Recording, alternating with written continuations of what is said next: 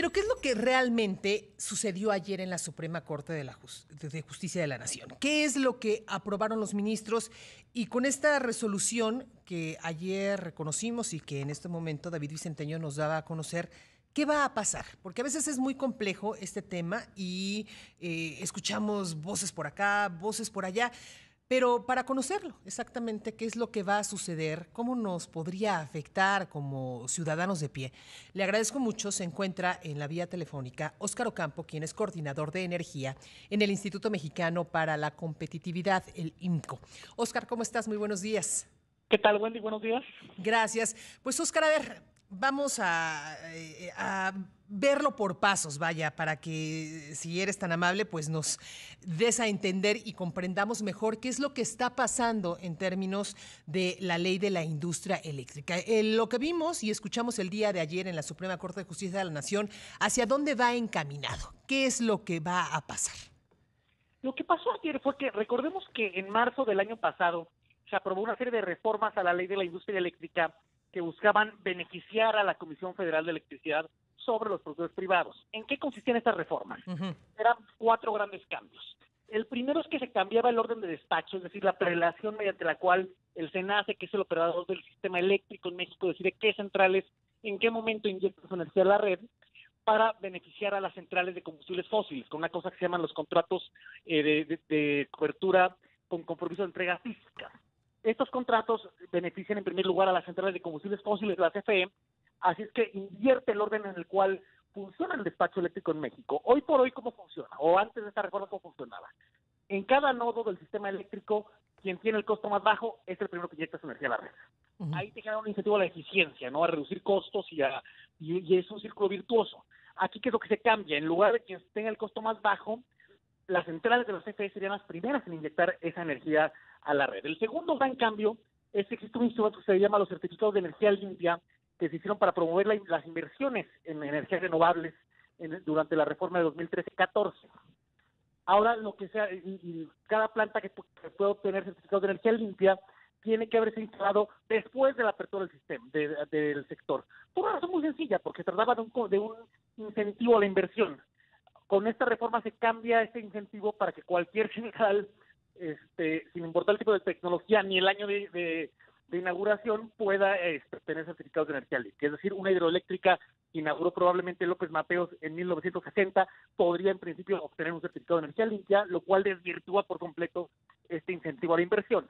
Tercer gran cambio, se elimina la obligación de que CFE Suministro Básico, que es la subsidiaria de la CFE que nos vende la energía a los usuarios de bajo consumo, adquiera esa energía que después nos vende mediante subastas, es decir, mediante procesos competidos que te garanticen que está adquiriendo esa energía al menor precio posible, independientemente de si esa energía la produjo la CFE o la produjo algún privado.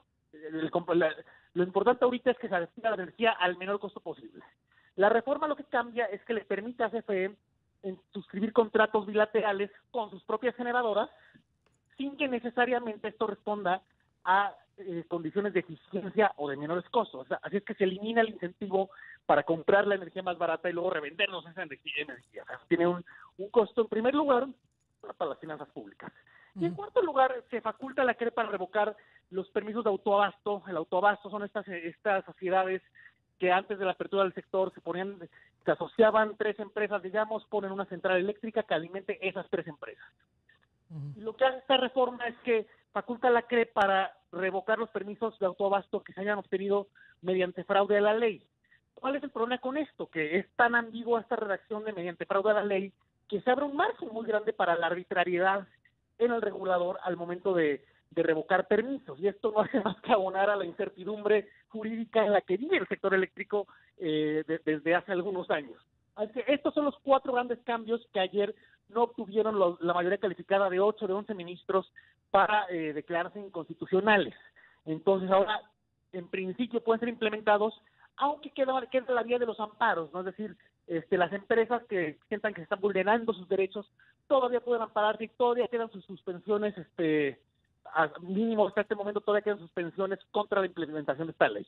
Perfecto. Hay algunas preguntas de cómo se vería esto ya implementado, ¿no? Es decir, cómo se vería si unas empresas tienen suspensiones, otras no, qué sucedería todavía todo eso queda en el aire. Estamos platicando con Óscar Ocampo, coordinador de energía en el Instituto Mexicano para la Competitividad, el INCO, respecto a esta aprobación que se diera ayer en la Suprema Corte de Justicia de la Nación de la Ley de Industria Eléctrica.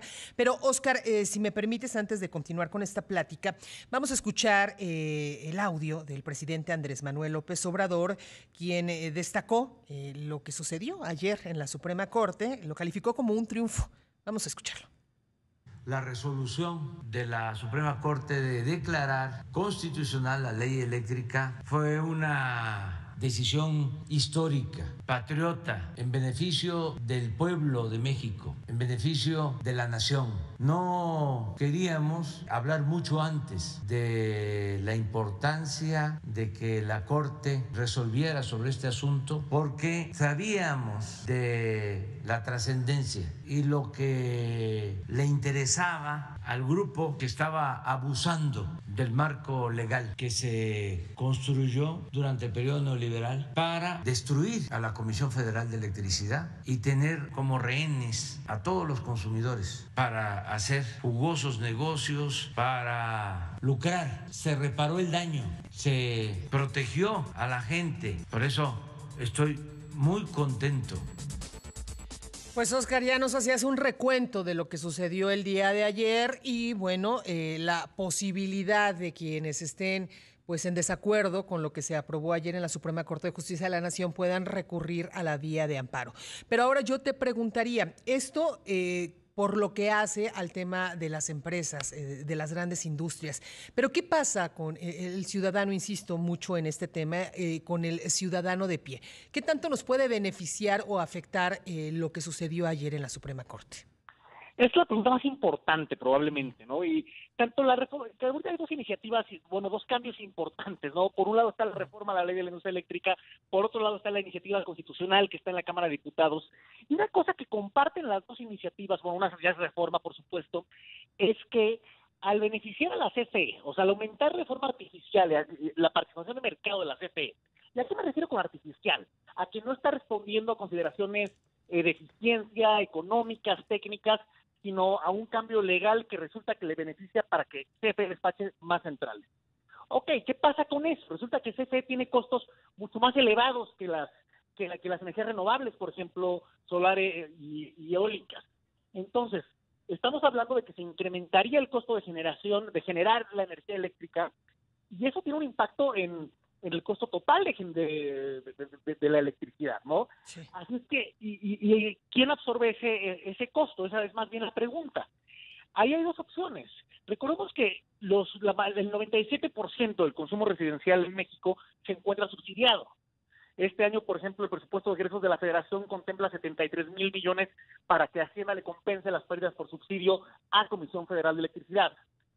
En caso de que se implementara plenamente esta reforma, y del mismo modo en que se implementara plenamente la reforma o la iniciativa constitucional, ambas tendríamos un costo más elevado de generación y alguien tendría que absorber ese costo, ya sea mediante mayores tarifas o mediante mayores subsidios. Aquí sí es binario, ¿no? Alguien sí tiene que pagar ese mayor costo de generación que necesariamente habría en caso de la plena implementación de esta reforma. Ahora hablas precisamente de dos trabajos que se están haciendo paralelamente, bueno, el de ayer de la Suprema Corte que ya culminó. Sin embargo, bueno, pues la próxima semana estaremos viendo en el Congreso, en la Cámara de Diputados, esta discusión ahora de la reforma también en materia eléctrica. ¿Qué tanto puede impactar o incidir en lo que el día de ayer vimos en la Suprema Corte con lo que va a suceder la próxima semana en el Congreso de la Unión?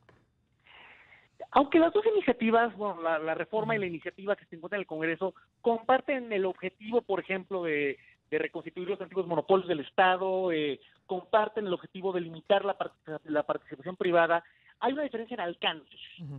En el fondo, la iniciativa constitucional es mucho más, llega mucho más lejos que lo que se aprobó, que lo que no se declaró inconstitucional ayer en la Corte. ¿A qué me refiero con eso? En la iniciativa constitucional se pretende por mandato constitucional que CFE tenga mínimo el 54% de la generación eléctrica. La reforma a la ley nada más la beneficia en el orden de la prelación. la reforma constitucional, desaparece la regulación independiente, desaparece el operador independiente en el SENACE, es decir, tiene una serie de cambios que son mucho más agresivos que los que no se declararon inconstitucionales ayer, así es que en términos de alcance no son iniciativas iguales. La que está en la Cámara de Diputados va mucho, pero mucho más lejos que la reforma de la ley del año pasado. Finalmente, Óscar, te preguntaría, ¿qué podemos esperar, insisto, con lo que va a suceder la próxima semana en el Congreso de la Unión y, por supuesto, con un debate que de entrada pues será intenso? Ya la oposición ha dicho que no va a pasar tan fácilmente y también ayer pues nos llamaba la atención cómo el presidente Andrés Manuel López Obrador pues flexibilizó, vamos a ponerlo en esos términos y entre comillas, su postura con relación al que ya no es como lo había dicho antes, ¿no? Que no se le iba a cambiar ni una sola coma, sino que podría haber modificaciones, pero sí me llamó mucho la atención esto, ¿no? Siempre y cuando haya coincidencias, ¿no? Entre los diferentes actores políticos. Si nos vamos a los 12 puntos que enlistó la coalición Va por México en su contrapropuesta, vamos a llamarle, y vemos la iniciativa presidencial, realmente se antoja complicadísimo armonizar ambas propuestas, ¿no? Uh-huh. Una propone dar la autonomía plena constitucional a la CRE, por ejemplo, al regulador, otra propone desaparecerlo. Una propone dar la autonomía plena al SENACE, al operador del sistema, otra propone desaparecerlo. Así es que una propone un mercado eléctrico, la otra propone destruir el mercado y beneficiar artificialmente a la CFE. Así es que uh-huh. Realmente armonizar esas dos propuestas se antoja muy, pero muy complicado. Entonces esas coincidencias de las que habló el presidente difícilmente las podremos ver la próxima semana. Así es. En el fondo es muy difícil modificar la iniciativa presidencial de tal forma que sea benéfica, digamos, para la competitividad de este país. Perfecto. Pues me quedan 30 segunditos, Óscar. ¿Algo más para cerrar? Okay, nada más que va a ser muy importante estar pendientes la próxima semana. El 11 de abril, que es el lunes, se discute este dictamen de la iniciativa constitucional en las Comisiones Unidas de Energía y Puntos Constitucionales, y va a ser muy importante estar al pendiente de ello, si se vota o no el martes, que son semanas que van a definir en buena medida el futuro de la industria eléctrica en este país. Pues estaremos, por supuesto, muy atentos al tema y si nos los permites, Óscar, seguramente te estaremos hablando para que nos platiques, nos sigas orientando con relación a lo que está pasando aquí en nuestro país, con todo lo que tiene que ver con la industria eléctrica, como tú bien lo dices, si bien hay quienes lo están viendo solamente a nivel empresarial, a las grandes empresas, cómo podría sí o no beneficiarlas, bueno, pues hay que aterrizarlo un poquito más y darnos cuenta que de alguna u otra forma también, pues a nosotros nos toca como ciudadanos. Gracias, Óscar. Encantado, buen día. Muy buenos días, Óscar Ocampo, coordinador de energía en el Instituto Mexicano para la Competitividad, el INCO.